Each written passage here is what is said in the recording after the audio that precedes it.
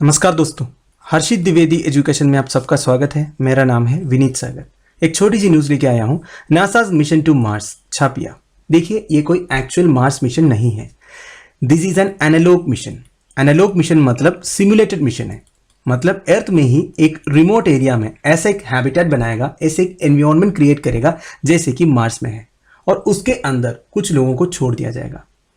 आप ये जो हैबिटेट जो आर्टिफिशियली बना रहे हैं वो मार्स जैसे ही दिखेगा, और इन लोगों का, जिन लोगों को इसके अंदर छोड़ दिया जाएगा, उनका पूरा हेल्थ परफॉर्मेंस, बॉडी एक्टिविटी सारे चेक करेंगे। मतलब आगे जो मार्स मिशंस होंगे, जो प्लान किया है उसको और सक्सेसफुल बनाने के लिए, बेसिकली उसमें जो एस्ट्रोनॉट्स को भेजेंगे ना दोस्तों, उनमें जो चेंजेस आएगा वो अर्थ में ही सिमुलेट करके चेक करेगा। तो इसके लिए नासा ने रिसेंटली उनके ऑफिशियल वेबसाइट में एक रिक्रूटमेंट कॉल लेटर भी डाला था। ठीक है, रिक्रूटमेंट कॉल मतलब वो लोग रिक्रूट कर रहे हैं। अगर कोई इंटरेस्टेड है इस मिशन में जाने के लिए तो हम लोग अप्लाई नहीं कर सकते, क्योंकि इसमें लिखा है प्रेफरेबली यूएस सिटीजन्स एंड कुछ ग्रेजुएशन डिग्री एक्सपीरियंस वगैरह चाहिए होता है। तो इस पर्टिकुलर न्यूज़ के बारे में हम ब्रीफली डिस्कस करेंगे। तो आगे जाने से पहले लेक्चर पर लाइक का बटन जरूर दबाइएगा।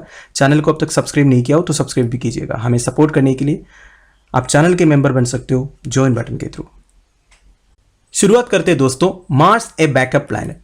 जितनी भी इंटरनेशनल स्पेस एजेंसी है, मार्स को हमेशा अर्थ का एक बैकअप प्लैनेट माना है, क्योंकि it is the most habitable planet in our solar system after Earth. Earth के बाद अगर हमारे सोलर सिस्टम में कोई और एक प्लैनेट में लाइफ पॉसिबल है तो वो मार्स में है। इसका काफी सारे रीजंस भी है। देखिए, सबसे पहला, it soil contains water to extract. इसके सोइल में पानी का प्रेजेंस है। ये इतना ठंडा भी नहीं है, इतना गर्म भी नहीं है, क्योंकि मार्स से भी देखा जाएगा तो सन का जो डिस्टेंस है वो ठीक ठाक है। ज्यादा गर्म भी नहीं है, ज्यादा ठंडा भी नहीं है। There is enough sunlight to use solar panels. उधर हम सोलर पैनल्स भी यूज करते हैं, क्योंकि एनफ सनलाइट है तो हम एनर्जी क्रिएट कर सकते हैं। एंड ग्रेविटी जो है अर्थ से 38% है, और एक्सपर्ट्स का कहना यह है it is sufficient for human body to adapt. Human body जो 38% वाली जो ग्रेविटी है उसको अडेप्ट कर सकता है। अगला है, it has an atmosphere that offers protection from cosmic and sun's radiation. हमारे अर्थ जैसा एक एटमॉस्फेयर मार्स में भी है जो हमें सन की जो कॉस्मिक रेडिएशन से बचाएगा। एंड जो डे नाइट रिदम है वो वेरी सिमिलर है हमारे अर्थ से। अर्थ का कितना है 24 आवर्स है, एंड मार्स का कितना है 24 आवर्स 39 मिनट्स एंड 35 सेकेंड्स। तो ज्यादा फर्क नहीं है। तो ये सब रीजंस की वजह से मार्स को हमेशा एक बैकअप प्लैनेट माना है। वैसे देखा जाएगा तो मार्स में अभी तक सक्सेसफुली कोई एक रोवर लैंड करने वाला 2 ही कंट्री है। एक है यूनाइटेड स्टेट्स ऑफ अमेरिका, इन्होंने तो करीब 9 टाइम्स सक्सेसफुली लैंडिंग किया है।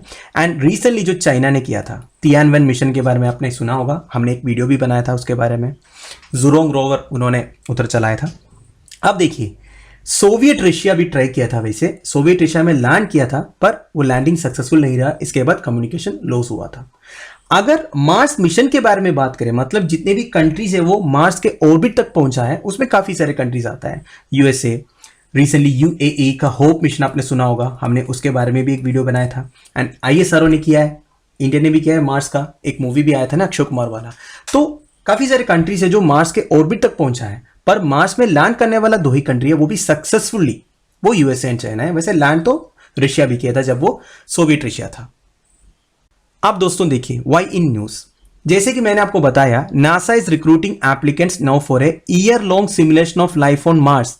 मार्स का एक सिमुलेटेड हैबिटेट इधर बनाएगा, और कुछ एप्लीकेंट्स को जो सिलेक्टेड होगा उनको छोड़ दिया जाएगा। ठीक है, उनको एक fully immersive sense of what it's like to be an astronaut station on the red planet for a remote long duration mission.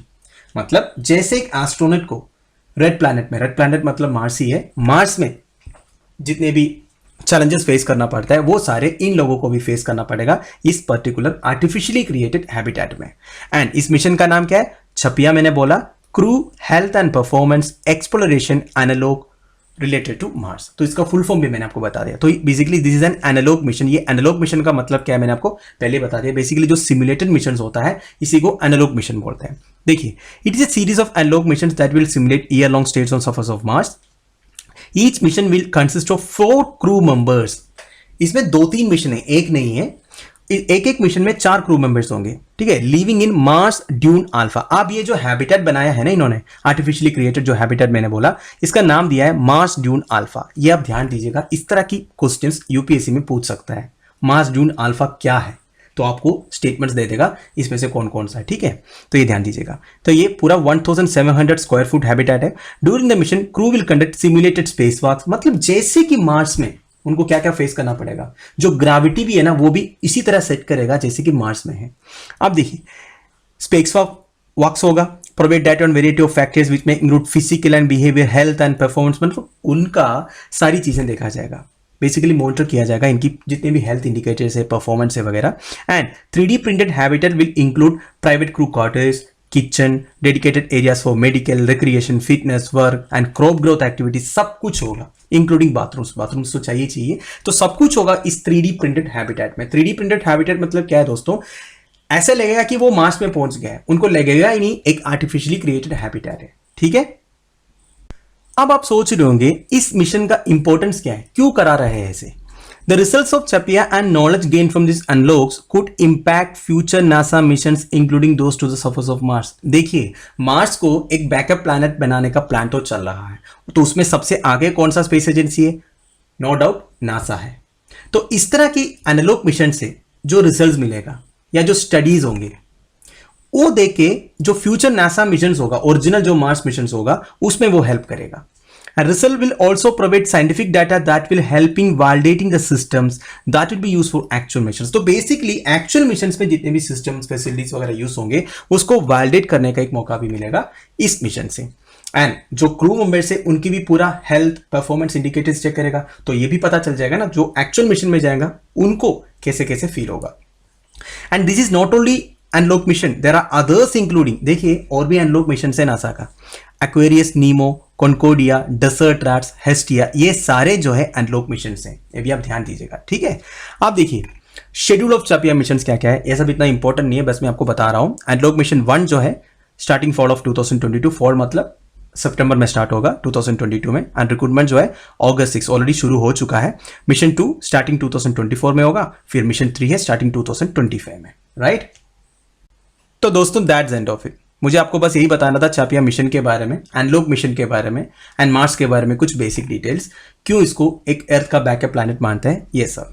तो आई होप आपको थोड़ा बहुत सीखने को मिला होगा। आप लोगों की वैल्यूबल सजेशंस एंड कमेंट्स आप मुझे बता दीजिएगा। Thank you for watching, bye bye, have a nice day.